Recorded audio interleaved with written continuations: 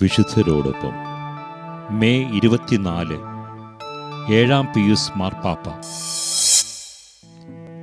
1808 Napoleon ചക്രവർത്തി ഏഴാം Pius മാർപ്പാപ്പായെ കാരാഗൃഹത്തിലടച്ചു. Leipzig യുദ്ധത്തിനു ശേഷം 74-കാരനായ മാർപ്പാപ്പ സ്വതന്ത്രനാക്കപ്പെട്ടു. 1814 വിജയപ്രതാപത്തോടെ മാർപ്പാപ്പ റോമിലേക്ക് മടങ്ങി.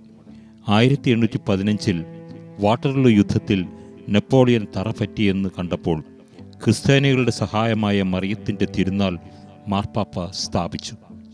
5-ാം പിയൂസ് മാർപ്പാപ്പ ക്രിസ്ത്യാനികളുടെ സഹായമായ മറിയമേ, ഞങ്ങൾക്ക് വേണ്ടി അപേക്ഷിക്കണമേ എന്ന പ്രാർത്ഥന ദൈവമാതാവിൻ്റെ ലുത്തീനിയയിൽ ചേർത്ത കാര്യം ഇവിടെ അനുസ്മരിക്കുന്നത് ഉത്തമമായിരിക്കും.